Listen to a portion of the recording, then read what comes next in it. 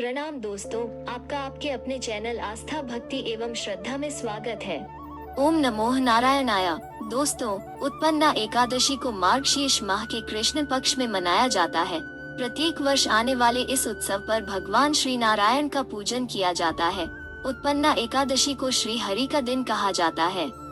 दोस्तों, तो आइए जानते हैं कि इस वर्ष किस दिन है उत्पन्ना एकादशी।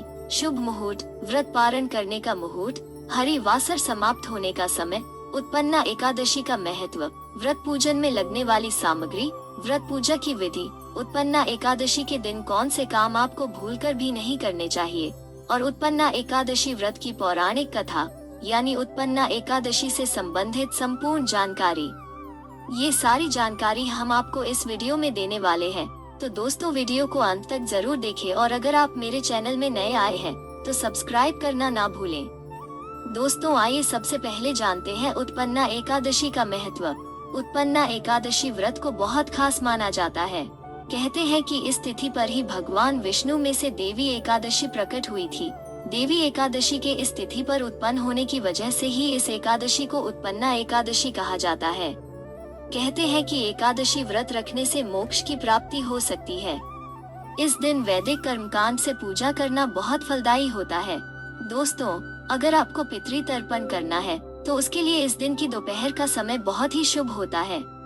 इस दिन किए गए पूजन से जातकों के पूर्वजों के सभी पापों का नाश हो जाता है और उनको स्वर्ग प्राप्त होता है।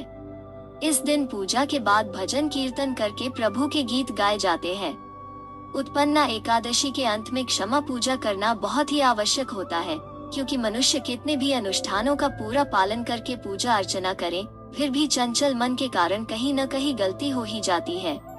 पूजा के समय किसी अन्य वस्तु व कार्य के बारे में सोचने पर भी दोष लग जाता है और अक्सर पूजा करते वक्त हमारा मन कहीं न कहीं भटक ही जाता है।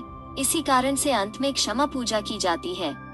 दोस्तों, आइए अब जानते हैं उत्पन्ना एकादशी की तिथि, एकादशी के शुरू और अंत होने का समय, व्रत पारण करने की तिथि एवं शुभ मुहूर्त तथा हरि वासर समाप्त होने का समय। इस वर्ष यानी 2021 की एकादशी की तिथि का समय 30 नवंबर को सुबह 4:13 से आरंभ हो जाएगा और अगले दिन बुधवार की रात 2:13 पर समाप्त होगा। हमारे भाई और बहन जो इस एकादशी का व्रत रखेंगे, उनके लिए उत्पन्ना एकादशी का पारण मुहूर्त 1 दिसंबर को बुधवार की सुबह 7:34 से सुबह 9:02 तक रहेगा। सुबह का यह समय व्रत खोलने के लिए बहुत ही शुभ है। इस दिन व्रत तोड़ने के लिए शुभ समय अर्थात पारण मुहूर्त की कुल अवधि 1 घंटा 28 मिनट की रहेगी। हरि वासर समाप्त होने का समय होगा 1 दिसंबर को सुबह 7:37 पर। दोस्तों, आइए जानते हैं उत्पन्ना एकादशी व्रत पूजन में लगने वाली सामग्री के बारे में। आपको चाहिए होगी भगवान विष्णु की मूर्ति या तस्वीर, एक लाल एवं पीला वस्त्र, चढ़ाने के लिए पुष्प, पुष्पमाला, नारियल, सुपारी, ऋतुफल यानी मौसम के अनुसार मिलने वाले फल जैसे सेब, अमरूद आदि। साथ ही आपको चाहिए होगा धूप या अगरबत्ती, दीप, शुद्ध घी, अक्षत, चंदन, तुलसी के पौधे का पत्ता जिसे कुछ लोग तुलसी दल या फिर तुलसी पत्र के नाम से भी जानते हैं। इसके अलावा आपको चाहिए होगा एक कलश। दोस्तों, इस एकादशी में हमें पंचामृत जरूर प्रभु श्री हरि को चढ़ाना चाहिए और इस पंचामृत को बनाने के लिए आपको चाहिए दूध, दही, घी, शहद और शक्कर। अगर आपको शुद्ध कच्चा दूध मिले तो आप उससे पंचामृत बनाएं। दोस्तों, आइए अब जानते हैं उत्पन्ना एकादशी व्रत की पूजा विधि। अगर आप उत्पन्ना एकादशी का व्रत रखने वाले हैं तो उत्पन्ना एकादशी का व्रत करने वाले व्यक्ति को दशमी तिथि की शाम से ही भोजन नहीं करना चाहिए। एकादशी के दिन ब्रह्म मुहूर्त में उठकर स्नान वगैरह से निवृत्त होकर भगवान विष्णु को ध्यान में रखकर व्रत का संकल्प लें। इसके बाद आप छोटी मेज या जमीन पर लाल कपड़ा बिछाकर भगवान विष्णु की मूर्ति या तस्वीर गंगाजल से छींटे दें। अब भगवान विष्णु की धूप, दीप, नैवेद्य आदि से विधिवत पूजा करें। इसके बाद भगवान को पीले फूल अर्पित करें और फलों का भोग लगाएं। इस व्रत में केवल फलों का ही भोग लगाया जाता है। फिर घी का दीपक जलाएं और भगवान का ध्यान करके उनकी आरती करें। दोस्तों, इस दिन विष्णु सहस्त्रनाम का पाठ करना आपके लिए बहुत ही शुभ होगा। पूरे दिन भगवान का भजन व कीर्तन करें। आप अपनी सामर्थ्य अनुसार दान जरूर करें। संध्या के समय दीपदान करें। दीपदान के बाद फलाहार ग्रहण करें। अगले दिन सुबह यानी द्वादशी तिथि पर भगवान श्री कृष्ण की पूजा करें और जरूरतमंदों को भोजन कराएं और उनको दान देकर विदा करें। दोस्तों, आइए जानते हैं कि उत्पन्ना एकादशी के शुभ दिन आपको कौन से काम भूलकर भी नहीं करने चाहिए। उत्पन्ना एकादशी के दिन आप पर निंदा, किसी भी प्रकार के छल कपट, लालच और द्वेष की भावनाओं से दूर रहे। द्वादशी के दिन अपने सामर्थ्य के अनुसार ब्राह्मण या ब्राह्मणों को भोजन करवाने के पश्चात स्वयं भोजन करें। दोस्तों, आइए अब सुनते हैं उत्पन्ना एकादशी की पौराणिक कथा। सतयुग काल में मुर नाम का एक दैत्य था जो कि बहुत ही बलशाली और अत्याचारी था। इस राक्षस ने सभी देवताओं को पराजित करके देवलोक से भगा दिया था, जिसके कारण देवता बहुत दुखी थे और शरण के लिए कोई स्थान न होने पर मृत्यु लोक में भटक रहे थे।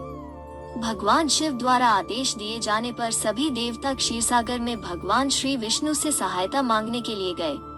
तभी भगवान श्री विष्णु ने उस राक्षस का वध करने का निर्णय लिया और सभी देवताओं को चंद्रावती नगरी में जाने का आदेश दिया। सभी देवताओं ने जब उस नगरी की ओर प्रस्थान किया तो मुर दैत्य अपनी राक्षस सेना के साथ वहां प्रकट हो गया। उसको देखकर सभी देवता भयभीत होकर इधर उधर भागने लग गए। तभी भगवान श्री हरि स्वयं रणभूमि पर आए और उस दैत्य से युद्ध करना आरंभ कर दिया। इस युद्ध में मुर की सेना के कई दैत्य मारे गए और यह युद्ध पूरे 10,000 वर्षों तक चलता रहा, जिसमें मुर का शरीर बुरी तरह घायल हो गया, लेकिन उसने हार नहीं मानी और वो लड़ता ही रहा। जिसके बाद भगवान श्री विष्णु जी मुर दैत्य को घायल छोड़कर स्वयं विश्राम करने के लिए बद्रिकाश्रम की हेमवती नामक गुफा में चले गए। जब भगवान योग निद्रा में सो रहे थे तब मुर उनका पीछा करते करते वहां पहुंच गया। जैसे ही उसने भगवान को मारने का प्रयास किया तभी एक प्रकाश उत्पन्न हुआ, जिससे एकादशी देवी प्रकट हुई और देवी ने उस दैत्य का वध कर दिया। इस दिन को तब से उत्पन्ना एकादशी के पर्व के रूप में मनाया जाने लगा। देवी के कार्य से प्रसन्न होकर विष्णु भगवान ने कहा कि देवी, तुम्हारा जन्म मार्गशीर्ष मास की कृष्ण पक्ष की एकादशी को हुआ है, इसलिए तुम्हारा नाम एकादशी होगा। आज से प्रत्येक एकादशी को मेरे साथ तुम्हारी भी पूजा होगी। जो भक्त एकादशी का व्रत रखेगा वो सभी पापों से मुक्त हो जाएगा। दोस्तों, तो आइए हम सच्चे मन से भगवान श्री हरि विष्णु का ध्यान करें और उनकी कृपा प्राप्त करें। ओम नमः भगवते वासुदेवाय। ओम भगवते वासुदेवाय नमः। अगर आपको मेरा वीडियो अच्छा लगा हो तो इसे लाइक करना न भूले तथा मेरे चैनल को सब्सक्राइब जरूर करें। अगर आपके कोई सुझाव है तो उन्हें प्लीज कमेंट में जरूर बताएं। धन्यवाद।